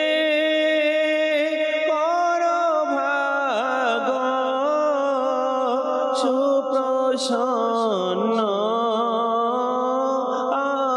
আমার মদিনা দেখার বড়ই আরমান ও গো প্রিয় নবী মদিনা দেখার বড়ই আরমান ও গো প্রিয় নবী তুমি মোর জান তুমি মোর প্রাণ ও গো প্রিয় নবী মাশাআল্লাহ মাশাআল্লাহ। আল্লাহ পাক নবী করিম সাল্লাল্লাহু তাআলা আলাইহি ওয়াসাল্লামের প্রতি ভক্তি শ্রদ্ধা ভালোবাসা মোহাব্বত রেখে এভাবে প্রশংসা নাত কালাম দুরুদ সালাম পাঠ করতে পারে আল্লাহ তাআলা সে তৌফিক দান করুক। দর্শকের কিছু কল আছে আমাদের সাথে, কলগুলো শুনি এরপরে আলোচনায় ফিরব ইনশাআল্লাহ তাবারাক ওয়া তাআলা। জি দর্শকের কল শুনিয়ে দেন। নজরুল ইসলাম, আপনাদের চ্যানেলটা খুবই ভালো লাগে। আমার পরিবারের সবাই মাদানী চ্যানেল খুবই ভালোবাসে। আমাদের জন্য দোয়া করবেন, সবসময় যেন আমরা মাদানী চ্যানেল দেখতে পারি। আল্লাহ কবুল করুক। মাশাআল্লাহ। পরবর্তী কল দেন। আমার নাম মোহাম্মদ শামীম। আমি আপনাদের একটি গজল শুনতে চাই। কি যে মহান তোমার দরবার এই রাসূলে আরবি। কি যে মহান তোমার দরবার হে রসুলে আরবি। শোনাবো নাতে রসুলটি, আপনি সাথেই থাকুন ইনশাআল্লাহ তাআলা। পরবর্তী কল দেন। আমি কিশোরগঞ্জ থেকে বলছিলাম। আমার নাম মোহাম্মদ আবু বকর। মানে চ্যানেল সবসময় দেখি, ভালো লাগে। যে অনুষ্ঠানটা চলতেছে অনেক ভালো লাগে। আমার কারখানার মধ্যে আমি সবসময় এটা চালু করে রাখি আর কি। আমি যাতে সবসময় মাদানী চ্যানেল দেখতে পারি, আমার জন্য দোয়া করবেন। নিজের কারখানাতে সবসময় মাদানী চ্যানেল চালু রাখেন, অনুষ্ঠান দেখেন, ভালো লাগে। আল্লাহ পাক কবুল করে নিক, আল্লাহ ব্যবসার মধ্যে বরকত দান করুক। আশা রাখি এভাবে সবসময় আমাদের সাথেই থাকবেন। পরবর্তী কল দেন। সাইফুল ইসলাম, আমি একটি নাচের শুনতে চাই। নবীর কুকিল আমি মদিনায় আমার বাগান। প্রিয় নবীর কোকিল আমি মদিনায় আমার বাগান। আল্লাহ পাক ভালো রাখুক আপনাকে, শোনাবো, একটু সাথে থাকুন। পরবর্তী কল। আমার নাম মোহাম্মদ তাসিম সরকার রিফাত, কুড়িগ্রাম। আমাকে মাদানী চ্যানেল অনেক ভালো লাগে। আমি যখনই টিভি অন করি সবসময় মাদানী চ্যানেল দেখি, আর আমার পরিবারের সবাই দেখে, সবার কাছে ভালো লাগে। আমার জন্য দোয়া করবেন, আমি যেন 5 ওয়াক্ত নামাজ আদায় করতে পারি, মুখে আপনাদের মতো হতে পারি। আল্লাহ পাক ভালো রাখুক আপনাকে, সুস্থ রাখুক ইনশাআল্লাহ তাবারাক ওয়া তাআলা। সবসময় সাথে থাকবেন আশা রাখি। পরবর্তী কল দেন। আমি ঢাকা গাজীপুর থেকে বলছি। আমি একটি গজল শুনতে চাই। মাটির বাড়ি মাটির ঘর, মাটি হবে বিছানা। মাটির বাড়ি মাটির ঘর, এই কালামটি আপনাকে শোনাবো আমরা, সাথেই থাকবেন আশা রাখি ইনশাআল্লাহ তাবারাক ওয়া তাআলা। কিছু আলোচনা করি, এরপর আপনাদের অনুরোধের কালামগুলো আমরা শুনবো ইনশাআল্লাহ তাআলা। আল্লাহ পাক কিন্তু কোরআনে পাকের মধ্যেও মোতালিব ভাই সৌভাগ্যবান কারা এ ব্যাপারে কয়েকটি আয়াতে কারিমা আল্লাহ ইরশাদ করেছেন না, যে কারা এক জায়গাতে আল্লাহ ইরশাদ করছেন যে যাদের ডান হাতে আমলনামা দেওয়া হবে তারা সৌভাগ্যবান, যাদেরকে ডান দিকে রাখা হবে তারা সৌভাগ্যবান। আবার বলা হয়েছে কিয়ামতের ময়দানে যারা আল্লাহর দিদার করবে তারা সৌভাগ্যবান, যারা আমার নবীর শাফাত পাবে তারা সৌভাগ্যবান, যারা আরশের ছায়ায় স্থান পাবে তারা সৌভাগ্যবান। এরপরে আল্লাহ পাক আবার বলেছেন যে যাদের অন্তর পরিশুদ্ধ তারা সৌভাগ্যবান। আবার হাদিসে মোবারকার মধ্যে এসেছে যারা নবী করিম সাল্লাল্লাহু আলাইহি সাল্লামের সুন্নতের উপর সুন্নতকে অনুসরণ করতে পারছে তারা সৌভাগ্যবান। আবার হাদিসে পাকের মধ্যে আসছে ফেতনার জমানায় যারা ইমানের উপর অটল আছে তারা সৌভাগ্যবান। এভাবে করে সৌভাগ্যবানদের আলোচনা কোরআনে পাকের বিভিন্ন আয়াতের মধ্যে এবং হাদিসে পাকের বিভিন্ন জায়গাতে কিন্তু সৌভাগ্যবানদের আলোচনা করা হয়েছে। এইটাকে আমরা বাদ দিয়ে একজন মুসলমান হওয়ার পরেও এই সাইডটাকে বাদ দিয়ে আমরা সৌভাগ্যবান মনে করি। যদি কোনো ব্যক্তিকে ভালো মতো ফলো করতে পারলাম তো মনে করি আমি বাস সৌভাগ্যবান একজন ব্যক্তি। বা মানুষ বলেও, ভাই মানুষ এই কথাগুলো বলেও যে আপনি তো অনেক সৌভাগ্যবান, আপনার ছেলে তো দুনিয়াতে এত কিছু করছে বা এত কিছু তার আপডেট। আসল সৌভাগ্যবান তো তখনই দুনিয়াতে মনে করতে পারবে যখন কোনো ব্যক্তি ঈমান নিয়ে দুনিয়া থেকে বিদায় নিয়েছে, আর যখন তার জান্নাতের ফয়সালা হবে কাল কিয়ামতের ময়দানে তখনই। এছাড়া তো নয়। যদি সাহাবা একরামের জীবনী দেখি, আউলিয়া একরামের জীবনী দেখি, তারা বলেন ফারুক আজম রাদিয়াল্লাহু তাআলা আনহু কান্না করলেন। কান্না করার কারণ জিজ্ঞাসা করাতে তিনি বললেন যে আমি এই জন্য কান্না করি, আমার কিন্তু জানি না ইমানের সাথে যাব নাকি ইমান হারা হয় দুনিয়া থেকে যাব আমি। একজন সাহাবি, আর সাহাবি কাকে বলে তাও আপনারা জানেন, বারবার বলা হয়, এবং তা ফারুক আজম রাদিয়াল্লাহু তাআলা আনহুকে জান্নাতি বলে তো ঘোষণা করে দেওয়া হয়, সার্টিফিকেট পাওয়া। তারপরেও নিজেদের ব্যাপারে বলেন কান্না করবো না করবো কি, ইমান নিয়ে যেতে পারবো কি না তার কোনো গ্যারান্টি নেই। অথচ আমরা নিজেদের ব্যাপারে নিজেকে সৌভাগ্যবান ঘোষণা করে দেই, এবং এত খুশি এত আনন্দ বা তখনই খুশি যখন দুনিয়া থেকে ইমান নিয়ে, যারা ইমান নিয়ে গেছে তারা সৌভাগ্যবান। জি, এটা বুঝতে হবে জীবন তালিম। দ্বিতীয় বৈশিষ্ট্য এটাই, কান্না করা। আল্লাহু আকবার। যে বলা হচ্ছিল যে 5টি বৈশিষ্ট্য যে সৌভাগ্যবানদের দুনিয়ায়, তার মধ্যে তো প্রথমটি হচ্ছে অন্তর কোমল, দ্বিতীয়ত হচ্ছে যে কান্না করা। আপনি তো বলেই দিলেন যে ফারুক আজম রাদিয়াল্লাহু তাআলা আনহুর মতো এবং এমন একজন জলিলুল কদর সাহাবী, জি, তিনি জান্নাতে সার্টিফিকেট পেয়েছেন কয়েকবার। হুজুর সাল্লাল্লাহু আলাইহি ওয়াসাল্লাম কয়েকবার তাকে সার্টিফিকেট দিয়েছেন। কয়েকটি জায়গায় এই বিষয়টি পাওয়া যায় যে তিনি জান্নাতে। তো তারপরও তারা কান্না করেছেন। এটা হচ্ছে তাদের সৌভাগ্যবান হওয়ার একটি আলামত। আল্লাহ, যে সাহাবায়ে কেরামের জীবনী যদি আমরা দেখি, প্রত্যেকের ব্যাপারে তো আল্লাহ তাআলা ওয়াদা করেছেন, আর কোরআন নাজিল হয়েছে হুজুর সাল্লাল্লাহু আলাইহি সাল্লামের উপর। কিন্তু এই সকল যে সাহাবী যাদের জীবনী আমরা অধ্যয়ন করি, আবু বকর রাদিয়াল্লাহু তাআলা আনহু, উমর ফারুক রাদিয়াল্লাহু তাআলা আনহু, উসমান গনি রাদিয়াল্লাহু তাআলা আনহু, আলী রাদিয়াল্লাহু তাআলা আনহু, তারা কিন্তু হুজুর সাল্লাল্লাহু আলাইহি সাল্লামের পরে পৃথিবী থেকে বিদায় নিয়েছেন। জি। তো এই যে ঘোষণাগুলো রাদিয়াল্লাহু আনহুম ওয়া কুল্লু ওয়াদাল্লাহুল হুসনা, এই ঘোষণাগুলো তারা তো আগেই পেয়ে গেছে আল্লাহ তাআলার পক্ষ থেকে। কোরআনের প্রতি তো তাদের মতো বিশ্বাস আমাদের নেই। তারা যে বিশ্বাস, তাদের সবকিছু অনেক উপরে, কিন্তু তারপরেও তারা কেন কান্না করেছেন? এই যে আলামত সৌভাগ্যবানদের, এই আলামতটা আসলে তাদের মাঝে আরো বেশি ভাবে ফুটে উঠেছে। এত কিছু জানার পরেও আল্লাহ তাআলার পক্ষ থেকে ঘোষণা এসেছে, হুজুর সাল্লাল্লাহু আলাইহি ওয়াসাল্লাম ঘোষণা করেছেন জান্নাতি হওয়ার। তারপরও আল্লাহ তাআলার ভয়, আল্লাহ তাআলার জন্য, আল্লাহ তাআলার দিদারের আশায় নিজের হিসাব নিকাশ নিয়ে চিন্তা ভাবনা, নিজেকে চাবুক পর্যন্ত মারতেন যে আজকে কি আমল করেছো হিসাব দাও। হ্যাঁ, উসমান গনি রাদিয়াল্লাহু তাআলা আনহু কবরের পাশ দিয়ে গেলে কান্না করতে করতে বেহুশ হয়ে যেতেন।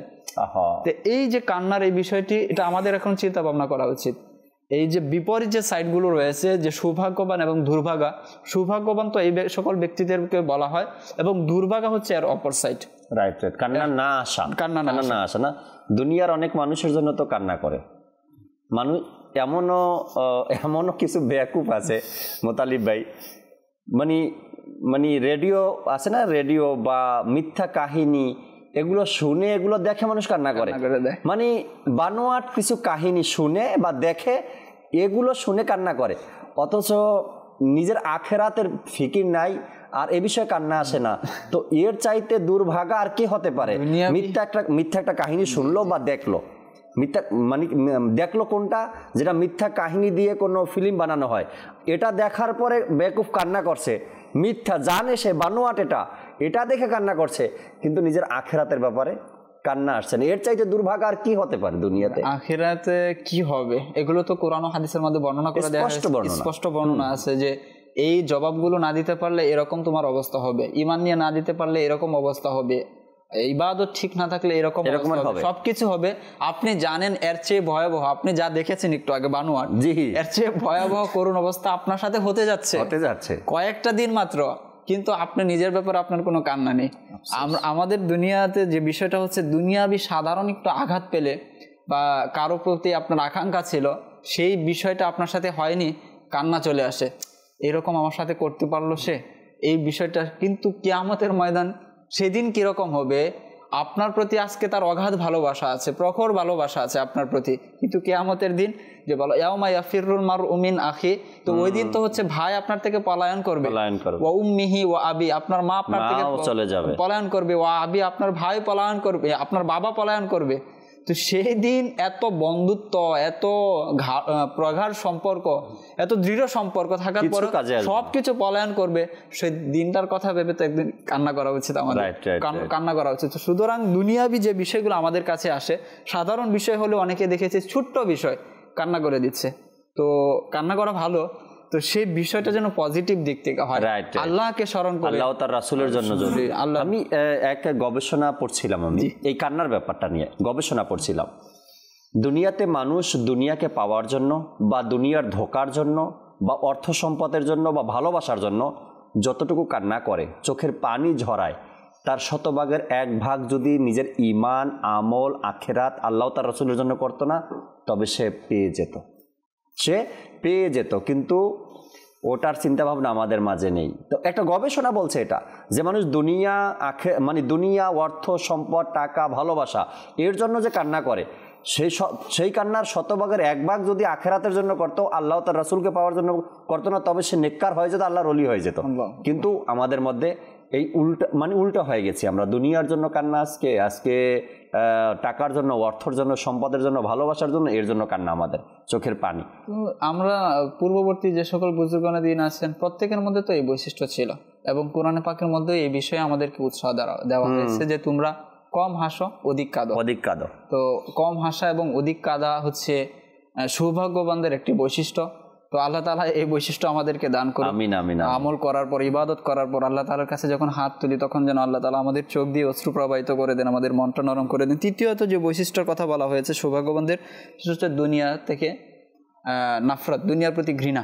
আচ্ছা, দুনিয়ার প্রতি ঘৃণা সেটা তো এখন উঠেই যাচ্ছে, এবং এটার যে ঝুঁক এখন পৃথিবীতে যে মোকাবেলা চলছে, সেই মোকাবেলায় দুনিয়া ধরার সেখানে এখন মনে হচ্ছে যে, বলা হয় না যে নিজের ঘরে আগুন যদি লাগে তাহলে পাশের ঘরেও লাগতে পারে, বা পাশের ঘরে আগুন লাগে নিজের ঘরেও আসতে পারে। তো এই দুনিয়ার মোকাবেলাটা এখন, এক সময় তো ভাবতো যে দুনিয়াবি ব্যক্তিরা, যারা দুনিয়াবি নিয়ে পড়াশোনা করেছে, তারাই হয়তো দুনিয়ার পিছনে ছুটছে। তো এই যে আগুন একবার লেগেছে, যে এক সময় সেটা দুনিয়াবি ব্যক্তিরা পাওয়ার চেষ্টা করলো, দুনিয়াবি পড়াশোনা, স্টাডি, কলেজ, ইউনিভার্সিটি প্রতিষ্ঠিত হতে লাগলো, পড়াশোনা হলো, দুনিয়াবি অ্যাচিভ করা, তো এটা এক সময় ওর মধ্যেই ছিল। এখন সেই যে আগুন ধরেছিল, সেই আগুন এখন সে যারা উখরাবি পড়াশোনা করে, পরকালীন পড়াশোনা করে, তাদের মাঝে চলে এসেছে। এখন অনেকেই এই সেলিব্রিটি হওয়া, দুনিয়াকে অর্জন করা, দুনিয়াকে চিনা, দুনিয়াকে জানা, দুনিয়ার পিছনে লেগে থাকা, দুনিয়া কামানো, দুনিয়া অর্জন করা, দুনিয়া হাতে পাওয়া, এটা এখন প্রত্যেক ঘরে ঘরে হয়। এক সময় তো যে দুনিয়াবি যারা পড়াশোনা করাতো, যে আজকে আমার সন্তানকে স্কুল, ইউনিভার্সিটিতে পড়াচ্ছে, এটা স্বাভাবিক বিষয়, দুনিয়াবি একটা চাকরি করবে, তো এটা তো একটা ছিল বোঝার মতো বিষয়। কিন্তু এখন মাদ্রাসাতেও অনেকে এই জন্যই পড়া যে এর দুনিয়া যেন দিনগুলো ভালোভাবে পার হয়। সে মাদ্রাসাতে পড়ছে, বক্তব্য দিবে, ওয়াজ করবে, প্রতিদিন টাকা আসবে, দিন ভালো চলবে, এইরকম নিয়তে এখন অনেকে পড়াচ্ছে। আল্লাহ তাআলার পানা এরকম অনেককে বলতে শোনা যায়, ইলম কোনো কাজে লাগবে, এই ইলমটি কাজে লাগা, এই ব্যাপারে যদি আমি এমন একটা সংবাদ শুনি, আমার এত আফসোস হলো একটা লোককে আমি জানতাম, সে মাদ্রাসায় পড়ে, তো দীর্ঘদিন ধরে দেখা সাক্ষাৎ নাই। তো তার ব্যাপারে কাউকে আমি জিজ্ঞাসা করলাম যে এমন একটা লোক ছিল না, মাদ্রাসায় লেখাপড়া করতো, ওনার সাথে আমার দেখা সাক্ষাৎ হয় না, ওনাকে কি আছে খবর টবর, তার ব্যাপারে কিছু জানেন কিনা। ওই সময় জানতে পারলাম তার ফ্যামিলি থেকে নাকি এমন কথা বলছে যে মাদ্রাসায় তো 3-4 বছর হয়ে গেছে পড়ছো, এই জন্য দেওয়ার উদ্দেশ্য ছিল যে তুমি ভালো কিছু 2-4টা কোরআনে পাকের আয়াত, 2-4টা হাদিসে মোবারকা জানতে পারবে এবং মাঠ গরম করতে পারবে। আমি শুনে তো অবাক, কেমন কথা, 3-4 বছর হয়ে গেছে, যে উদ্দেশ্য দেওয়া মাদ্রাসায় তুমি তো হয়ে গেছে, এটা এখন চলে আসো, আর আমার কমপ্লিট লেখাপড়ার দরকার নাই, এখন মাঠ গরম করো। কি এটা কেমন ধরনের কথা? এই ইলম না তার নিজের কাজে আসবে, না বাবা মার কোনো কাজে আসবে, কোন ধরনের ব্যাপারে কঠিন থেকে কঠিন প্রশ্নের সম্মুখীন হতে হবে কিয়ামতের ময়দানে। এটা ব্যবসা না, একটা বিজনেস খুলে বসে না, দিন ইসলামকে বিক্রি করে দেওয়া, ইসলামকে বিক্রি করে দেওয়া। আফসোস তো ওই মা বাবার প্রতি, আফসোস তো ওই তালেবে ইলমের প্রতি, যারা এই নিয়তে মাদ্রাসায় আসে ইলমের দিন অর্জন করার। পত্রিকার মধ্যে একটি সংবাদ দেখে তো বুঝতে পারলাম আসলে আমাদের অনেকের এই যে কনসেপ্ট বা ইন্টেনশন যেগুলো পরিবর্তন হয়ে আসছে।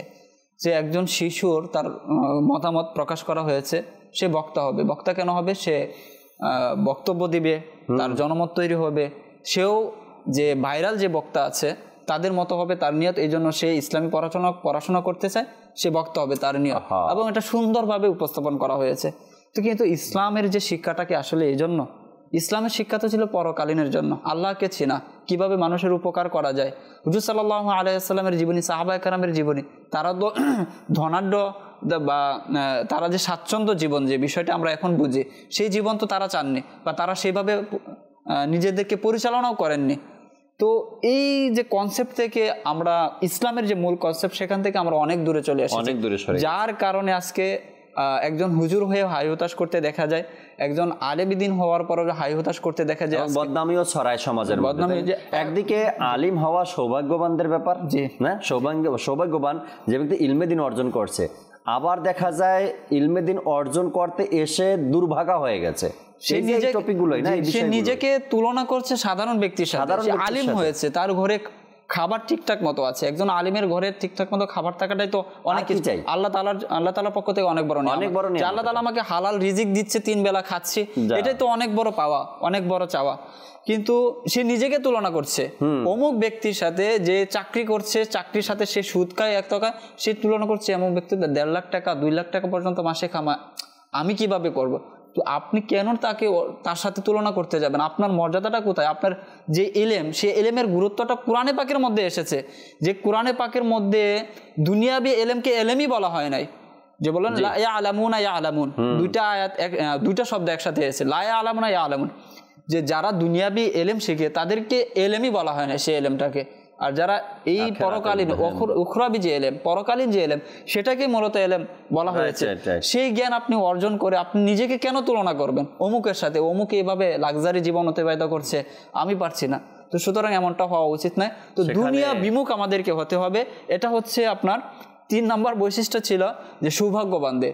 সুতরাং একজন আপনি আলেম হয়েছেন, সেটা তো অবশ্যই ঠিক আছে। একটি হাদিস এর মধ্যে এসেছে, হুজুর সাল্লাল্লাহু আলাইহি ওয়াসাল্লাম বলেন যে যাকে আল্লাহ তাআলা ঈমানের সৌভাগ্য দান করেছে এবং তাকে পর্যাপ্ত পরিমাণে রিজিক দান করেছেন, এই যে বিষয়গুলো রয়েছে এবং সে এই রিজিকের মধ্যে পরিতৃপ্ত, সেই মূলত সৌভাগ্যবান।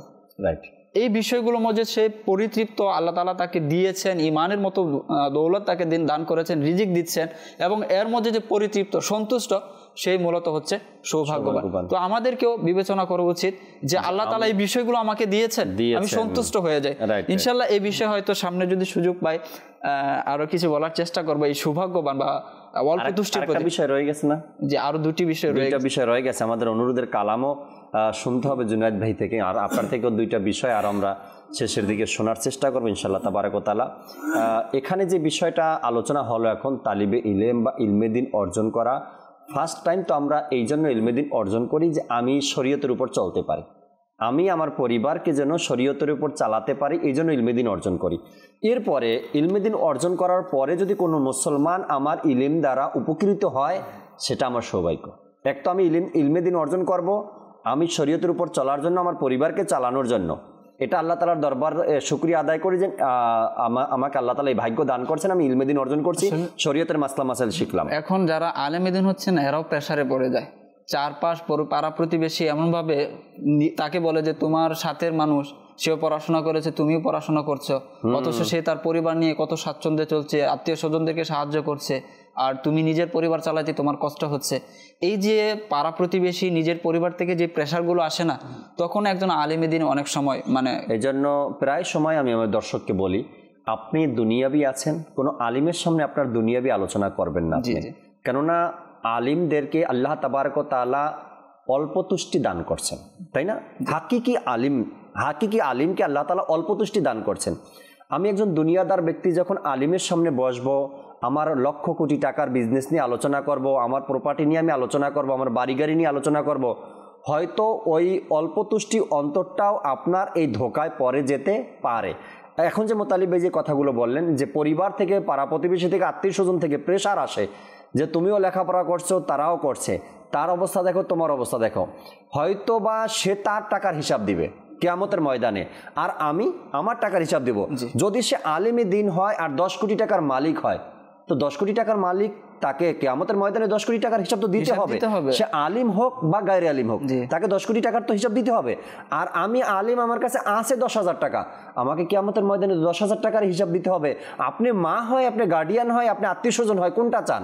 আমি 10 কোটি টাকার হিসাব কিয়ামতের ময়দানে দেই নাকি 10,000 টাকার দেই? আপনার যেটা চয়েস ইমানের দিক থেকে সেটার পরামর্শ দয়া করে আমাকে দেন, তাই না? এমন পরামর্শ দিবেন না যার কারণে আমি কিয়ামতের ময়দানে ফেঁসে যাই। একজন ব্যক্তি উপার্জনের শুরু থেকে নিয়ে শেষ পর্যন্ত যত টাকা ইনকাম করছে প্রত্যেকটা টাকার হিসাব কিয়ামতের ময়দানে তাকে দাঁড়িয়ে দিতে হবে। এটা তো স্পষ্ট হাদিসে পাক না? 5টা বিষয়ে তাকে জবাব দিয়ে তারপরে কিয়ামতের ময়দানে পা তুলতে পারবে। তার মধ্যে একটি বিষয় হলো কোন পথে আয় করছে সে। তো আমি ইনকামের শুরু থেকে নিয়ে শেষ পর্যন্ত, অর্থাৎ আমার ইনকাম শুরু হলো 20 বছর বয়সে আর আমার শেষ হলো 60 বছর বয়সে, এই যে টাইমটা, ডিউরেশনটা, এর মধ্যে প্রত্যেকটা টাকার হিসাব আমাকে কিয়ামতের ময়দানে দিতে হবে। এরপরে ব্যয়েরটাও তো দিতে হবে, তাই না মোতালিব ভাই? এখন আমি পরামর্শটা তো দিলাম আমার সন্তানকে, কোন পরামর্শটা দিলাম? 10 কোটি টাকার হিসাবের পরামর্শ দিলাম নাকি 10,000 টাকার হিসাবের পরামর্শ দিলাম? এই বিষয়টা আসলে জাকির ভাই মাঝে মধ্যে তো চিন্তা ভাবনা হয় যে চাকরি করছি, আমার টাইম এত ঘন্টা, এখন এত ঘন্টার জন্য আমাকে টাকা দেওয়া হচ্ছে এত টাকা। এখন এই যে আমি যে তাদের যে চাহিদা, যে কোম্পানি আমাকে রেখেছে, কোম্পানির যে চাহিদা এই অনুযায়ী আমি কাজ করার পর বা তাদের চাহিদা অনুযায়ী কাজ করার জন্য আমাকে এত টাকা দেওয়া হবে। এখন এই কাজটা আমি যখন সম্পূর্ণভাবে করব বা তাদের চাহিদা বা রিকোয়ারমেন্ট বা আমার যতটুকু সামর্থ্য আছে যখন করব, তখন আমি সেই টাকাটার হকদার। রাইট। এক তো হচ্ছে এটা আপনার হালাল, আপনার জন্য নির্ধারণ করা হয়েছে এত টাকা। এখন এর বাইরে যারা ইনকাম করে এই সময়ের ভিতরে, যে সে তো এটা করছে, তাকে এই কাজের জন্য নিযুক্ত করা হয়েছে, এর জন্য তাকে এত টাকা দেওয়া হবে। এর পরিপূর্ণ যে কাজের হক আছে এটা আদায় করার পর সে হক টাকাটা নিল। আর যদি এর মধ্যে সে গাফলতি করে, অলসতা করে, তার মধ্যে তার হিসাব রয়ে গেছে। এখন এটা তো বাদই দিলাম, এটা তো কেউ হিসাবই ধরে না যে তার স্যালারি আছে 30,000 40,000, এটা তো তার স্যালারি, মানে সে পরিপূর্ণ কাজ করছে কি করছে না এটাও ধরে না, এটাও দেখা হয় না। এখন উপরি কামাই কি আছে সেটা দেখে, উপরি কামাই, তো সেটার হিসাব তো কিভাবে দিবে? এই যে তার যে টাকাটা তাকে দেওয়া হচ্ছে এটার হিসাবেই তো মাথা নষ্ট হয়ে যাবে কিয়ামতের দিন, যে আমি কি সঠিকভাবে কাজটা করেছি। একটা হলো গিয়া আপনার হালালটা, যেটা আপনার হালাল নির্ধারিত, সেই হালালটার হিসাব আপনাকে দিতে হবে। কেন দিতে হবে? আপনি টাইম টু টাইম কাজের প্রপারলি কাজটা করলেন কিনা। আর এরপরে আবার হারামটা, হারাম কোনটা? যেটা আপনি ডিউটি না করে, এরপরে আপনি বাড়তি, এরপরে আপনি ডান হাত বাম হাত করে। ডান হাত বাম হাত দর্শক বুঝে গেছে এগুলো যে আমরা কি বলতে চাই, ওটার হিসাব আপনি কখন দিবেন? তো সৌভাগ্যবান তো সে যার পেটে হালাল লোকমা ঢুকে, সৌভাগ্যবান তো সে যে মানুষকে হালালের কথা বলে, দুর্ভাগা তো সে যার পেটে হারাম ঢুকেছে। তো আল্লাহ তাআলার দরবারে তওবা এবং দোয়া করা, আল্লাহ তুমি আমাকে ওই সৌভাগ্যবান ব্যক্তিদের তালিকায় রাখো, অন্তর্ভুক্ত করো যাদের ব্যাপারে তুমি কোরআন ও হাদিসের মধ্যে যাদের আলোচনা এসেছে। আমরা অনুরোধের কালাম শুনি, এরপর বাকি আলোচনা শুনবো ইনশাআল্লাহ তাআলা। জি জুনাইদ ভাই। যে মহান তোমার দরবার রসুলে আরবি, যে মহান কি যে মহান তোমার দরবার রসুলে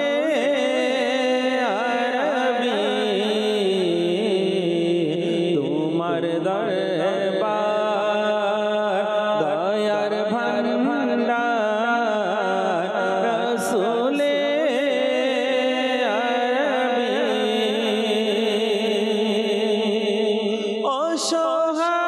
অসহায়দের তুমি সহায় রসুলে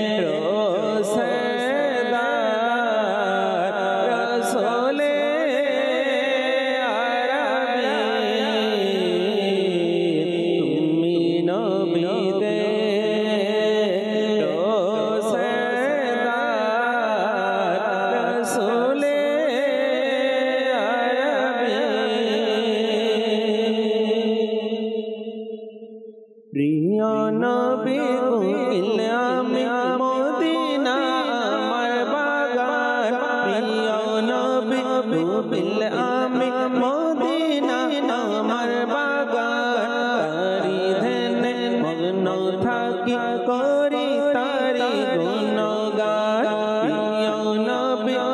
কোকিল আমি প্রিয় নবী কোকিল আমি মদিনা আমার বাগান তারি ধ্যানে মগ্ন থাকি করি তারি গুণগান আল্লাহ আল্লাহ আল্লাহ আল্লাহ আল্লাহ আল্লাহ আল্লাহ আল্লাহ আল্লাহ আল্লাহ আল্লাহ আল্লাহ প্রিয় নবী কোকিল আমি প্রিয় নবী কোকিল আমি মদিনা আমার বাগান তারি ধ্যানে মগ্ন থাকি করি তারি গুণগান আল্লাহ আল্লাহ আল্লাহ আল্লাহ আল্লাহ আল্লাহ আল্লাহ আল্লাহ আল্লাহ আল্লাহ আল্লাহ গৌসুল আজম আলা হযরত বাগানের গোলাপ ফুল তারি সুগন্ধে আলতে ওঠে জগৎ গোল এই বাগানে কোকিল যারা এই বাগানে কোকিল যারা সদাই পরে নবীর শান তারি ধ্যানে মগ্ন থাকি করি তারি গুণগান আল্লাহ আল্লাহ আল্লাহ আল্লাহ আল্লাহ আল্লাহ আল্লাহ আল্লাহ আল্লাহ আল্লাহ আল্লাহ আল্লাহ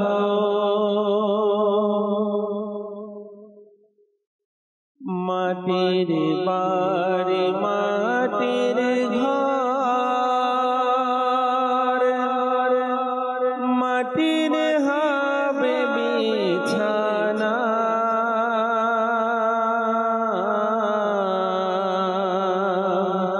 আসছয়ে কাজাইবা একা সঙ্গে কেহ যাবে না আসছয়ে কাজাইবা একা সঙ্গে কেহ যাবে না ডাইনে মাটি বামেও মাটি আল্লাহ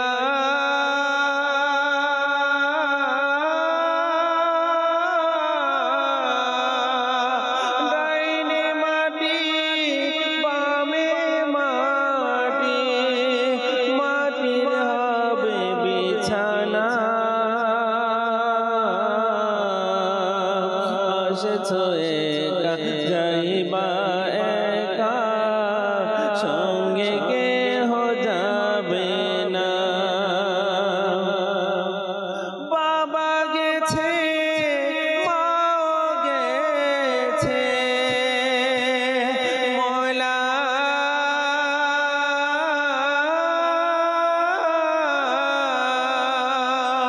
বাবা গেছে মাও গেছে কেউ তো ফিরে আসলো না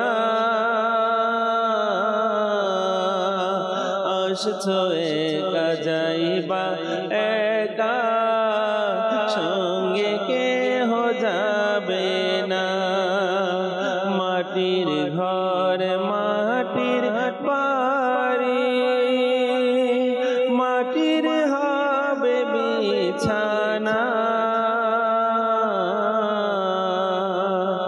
আসছয়ে কাজাইবা একা সঙ্গে কেহ যাবে না আল্লাহ আল্লাহ আল্লাহ। আপনাদের অনুরোধের কালামগুলো আমরা শুনতেছিলাম দর্শক শ্রোতা। আর দেখতে দেখতে অনুষ্ঠানের সময়ও প্রায় শেষের দিকে। মোতালিব ভাইয়ের কিছু কন্টেন্ট বাকি রয়ে গেছে, এই বিষয়ে যদি শেষ করেন, এরপরে আমরা ইনশাআল্লাহ সালাতু সালামের দিকে যাব। 14 নম্বর যে বিষয়টি সেটা হচ্ছে আকাঙ্ক্ষাগুলো ছোট করা। এই বিষয়ে ইনশাল্লাহ অনেকগুলো কথা আমরা অলরেডি বলেছি। তারপরে বলবো যে আকাঙ্ক্ষা ছোট করবা, অল্প তুষ্টর মধ্যে যে সুখ রয়েছে চাহিদা ছোট কম করা, এর মধ্যে যে সুখ রয়েছে এটা ব্যতীত, অর্থাৎ আপনার লোভ লালসা বাড়তে থাকা, এর মধ্যে কোনো সুখ নেই। অন্তর আপনার জ্বলতে থাকবে যে আমার এটা কেন হয়নি, আমার ওইটা কেন হয়নি, আমি এখনো কেন এই পর্যন্ত পৌঁছাতে পারিনি। এর মধ্যে আপনি নিজেকে আপনি দোষারোপ করবেন এবং আপনি অস্থিরতার মধ্যে বসবাস করবেন। জীবনের যে শান্তি সেটা আপনি কখনো পাবেন না। আর এই বিষয়ে কুরআন পাকের মধ্যে আল্লাহ তাআলা বলেছেন, আলহাকুমুত তাকাসুর হাত্তা যুরতুমুল মাকাবির, যে সম্পদের আধিক্যতা তোমাদেরকে এমন ভাবে ব্যস্ত করে রেখেছে যে হাত্তা যুরতুমুল মাকাবির, যে এই যে ব্যস্ততা, এই যে আকাঙ্ক্ষা, সম্পদের যে চাহিদা আছে, এমনকি এটা থাকবেই, এমনকি তোমরা কবর সাথে সাক্ষাৎ করবে, কবরের সাথে সাক্ষাৎ করবে। বিষয়টা এরকমই হয়ে গেছে। আমাদের চলার মতো যা আছে সেগুলো দিয়ে হয়ে যায়, যদি চিন্তা ভাবনা করি যে এগুলো দিয়ে আমার হয়ে যায়, কিন্তু এই আকাঙ্ক্ষা, এই চাহিদা এমন আমাদেরকে ব্যস্ততা করে রেখেছে, পরিবারের সাথে পরিবারের মিল নেই, পরিবারের সাথে কথা পর্যন্ত বলা যায় না। এক বান্দা সেই যে 20 বছর বয়সে বিদেশে গেছে, তো সে আসার আর আসতে পারছে না, পরিবারের চাহিদা শেষ করতে পারছে না। একটা বিয়ে হয়ে যায় 1 লাখ টাকা দিয়ে, সে জায়গায় আপনার বিয়ে খরচ করছেন 10 লাখ টাকা। সেই যে বান্দা গেছে বিদেশে, সে আসবে কিভাবে? আপনাদের চাহিদাই তো শেষ হচ্ছে। এই সম্পর্কে যে দূরত্ব তৈরি হচ্ছে এই চাহিদার কারণে, চাহিদাগুলোকে আমরা কম করে নিই, অটোমেটিকলি ঘরের মধ্যে শান্তি চলে আসবে। শান্তি, আপনি নিজের মধ্যে শান্তি অনুভব করবেন, ঘরের মধ্যে শান্তি বিরাজ করবে। এটা হচ্ছে আপনার উপর, আপনি আসলে কিভাবে নিতে চাচ্ছেন। তো সুতরাং চাহিদাকে ছোট করা এটা আমাদের সকলের জন্য উচিত, যদি আমরা শান্তিতে থাকতে চাই। অন্যথায় যদি বলি যে না চাহিদা কম করবো না, এটা লাগবে তো ওইটা লাগবে, তাহলে জীবনেও দুনিয়াতে শান্তি নেই। এমনকি এভাবে করতে করতে এক পর্যায়ে আমরা কবরের সম্মুখীন হব। কবরের মাটি এক পর্যন্ত একমাত্র বনি আদম সন্তানের পেট ভরতে পারে, এটা আমাদেরকে বুঝতে হবে। সুতরাং আমাদেরকে কন্ট্রোল করতে হবে আমাদের নফসকে। সর্বশেষ যে বিষয়টি সেটি হচ্ছে হায়া, লজ্জা। 5টি যে বৈশিষ্ট্য সৌভাগ্যবানদের, সর্বশেষ হচ্ছে হায়া। এই হায়ার যদি আলাদা আপনি অনুষ্ঠান করতে চান তো আলাদা অনুষ্ঠান আপনি করতে পারবেন হায়া সম্পর্কে বলতে গেলে, যে হায়ার বর্তমান অবস্থা কোথায় আছে। হুজুর সাল্লাল্লাহু আলাইহি ওয়াসাল্লাম তো হায়ার ব্যাপারে বলেছেন, আল হায়াউ কুল্লুহু খায়র, লজ্জা হচ্ছে সম্পূর্ণটাই কল্যাণ। আজকে লজ্জার ব্যাপারে প্রশিক্ষণ দেয়, তোমার এটা লজ্জা ভাঙতে হবে। মহিলাদেরকে ট্রেনিং দেওয়া হচ্ছে লজ্জা ভেঙে কাজ করতে হবে, আমাদেরকে ট্রেনিং দেওয়া হচ্ছে, আমাদেরকে বারবার বলা হয় লজ্জা ভেঙে কথা বলতে হবে। সমাজ বলা হয় যে তুমি যদি এরকম না বলতে পারো, এরকম না করতে পারো, তাহলে সামনে এগিয়ে যেতে পারবে না, তোমার সীমাবদ্ধ। কিন্তু হুজুর সাল্লাল্লাহু আলাইহি ওয়াসাল্লাম কি বলেছে? আল হায়াউ কুল্লুহু খায়র, লজ্জা সম্পূর্ণটাই হচ্ছে কল্যাণ, লজ্জা সম্পূর্ণটাই কল্যাণ। মূলত এরকমই পৃথিবী আজ ধ্বংসের দিকে যাচ্ছে এই লজ্জা ভেঙে যাওয়ার কারণে। লজ্জার যে একটা গণ্ডি ছিল, লজ্জার যে শিকল ছিল, সেই শিকল আজকে ছিঁড়ে ফেলেছে, যার কারণে আজকে মানুষ দিকবেদিক ছুটে বেড়াচ্ছে, বিশৃঙ্খল হয়ে পড়ছে। আর এই লজ্জাহীনতার কারণে, এই বিশৃঙ্খলার কারণে আজকে আত্মহত্যাও বেড়ে চলেছে। আত্মহত্যা বাড়ার একমাত্র অন্যতম একটি কারণ হচ্ছে লজ্জাহীনতা, যেটা আজকে সমাজ থেকে চলে যাচ্ছে। আর আত্মহত্যাটা এখন এই মুসলিম সমাজেও চলে আসছে। আল্লাহ তাআলা এর থেকে আমাদেরকে হেফাজত দান করুক। এই যে 5টি বৈশিষ্ট্যর কথা বলা হল, এর বিপরীত যে 5টি বৈশিষ্ট্য রয়েছে, প্রথম হচ্ছে যে এরা মন কঠোর, আমি তো বললাম মন নরম হওয়া, কোমল হওয়া সৌভাগ্যবানদের। তো এই 5টির যে বিপরীত আছে, 5টি বিপরীত বৈশিষ্ট্য হচ্ছে দুর্ভাগাদের। সুতরাং এখন আমাদের ভাবা উচিত, এই যে বলা হলো উলামায়ে কেরামগণ সৌভাগ্য এবং দুর্ভাগ্যদের বৈশিষ্ট্যগুলো তুলে ধরেছেন, এখন আমাকে নিজেকে যে এই 5টি বৈশিষ্ট্য আমার মাঝে আছে, যদি না থাকে আল্লাহ তাআলার কাছে চাওয়া, আল্লাহ আমাকে সৌভাগ্যবানদের অন্তর্ভুক্ত করে দাও। সৌভাগ্যবানদের, মানুষ তো কথাই বলে সৌভাগ্যবান বলে, এই অমুকে সৌভাগ্যবান, সে অমুক ডিগ্রি অর্জন করেছে, অমুক সৌভাগ্যবান সে অমুক ভালো চাকরি করছে, অমুক সৌভাগ্যবান সে ঢাকায় বাড়ি করেছে, অমুক সৌভাগ্যবান সে অমুক জায়গায় একটা ফ্ল্যাট করেছে। তো আমরা কথাই তো সৌভাগ্যবানদের নাম শুনি। এই যে 5টি বৈশিষ্ট্য যাদেরকে মূলত উলামায়ে কেরামগণ সৌভাগ্যবান বলেছেন, দুনিয়াতে প্রকৃতপক্ষে সৌভাগ্যবান এরাই, সেই সৌভাগ্যবানকে আমি হতে পেরেছি। সুতরাং আগে কম্পেয়ার করি, তুলনা করি এই বিষয়গুলোর সাথে, যদি থাকে আল্লাহ তাআলা শুকরিয়া আদায় করি, হ্যাঁ আল্লাহ তাআলা আমাকে এই গুণগুলি দিয়েছেন, আমার মনটা আল্লাহ তাআলা কোমল করে দিয়েছেন, আল্লাহ তাআলা আমাকে হায়া দান করেছেন, আল্লাহ তাআলা আমাকে দুনিয়া বিমুখ করেছেন, আল্লাহ তাআলা আমাকে এই গুণগুলি দান করেছেন, শুকরিয়া আদায় করা। যদি না থাকে তখন আল্লাহ তাআলার কাছে চাওয়া, দোয়া করতে আমাকে এই গুণগুলো আমাকে দাও, আমি সৌভাগ্যবানদের তালিকায় আসতে চাই, আমিও নিজে সৌভাগ্যবান হতে চাই, আমাকে আল্লাহ এই তৌফিক আমাকে দান করে, এভাবে দোয়া করতে হবে। আজকের যেই বিষয় ছিল সৌভাগ্যবান, এবং এর প্রথম যে টপিকটা ছিল কোমল হৃদয়, এর যে বিপরীত দিক কঠোর হৃদয়, এটা নিয়ে আমরা গতকালকে এক বিস্তারিত আলোচনা করছি। যেহেতু কঠোর হৃদয়ের বিস্তারিত আলোচনা শুনলাম, আজকে প্রয়োজন আমাদের সৌভাগ্যবান হতে হলে নরম হৃদয় অর্থাৎ কোমলতা, এটা নিয়েও কিছুটা শুনলাম। যদি আল্লাহ চায় ইনশাআল্লাহ তাবারক ওয়া তাআলা এই বিষয়গুলো আমরা প্রতিনিয়ত শুনে আসছি মাদানী চ্যানেলের মাধ্যমে। আর কিছু না কিছু যদি আমলও করতে পারি, আমরা আমল করার যদি সুযোগ হয়ে যায়, তবে আল্লাহ চাই ইনশাআল্লাহ তাআলা নিজের মধ্যে নিজের পরিবর্তন আপনি নিজেই দেখবেন। আল্লাহ পাক আমাদেরকে বোঝার এবং আমল করার তৌফিক দিক আল্লাহ চাই ইনশাআল্লাহ তাআলা আগামী পর্বে আবারও নতুন নতুন বিষয়গুলো নিয়ে আপনাদের সামনে আলোচনা করার আমরা চেষ্টা করব রহমতপূর্ণ প্রভাত এই অনুষ্ঠানে। আজকে বিদায় নিচ্ছি অনুষ্ঠান থেকে। দর্শক যে যেখানে আছি আমরা আসুন দাঁড়িয়ে সালাতু সালাম পাঠ করি।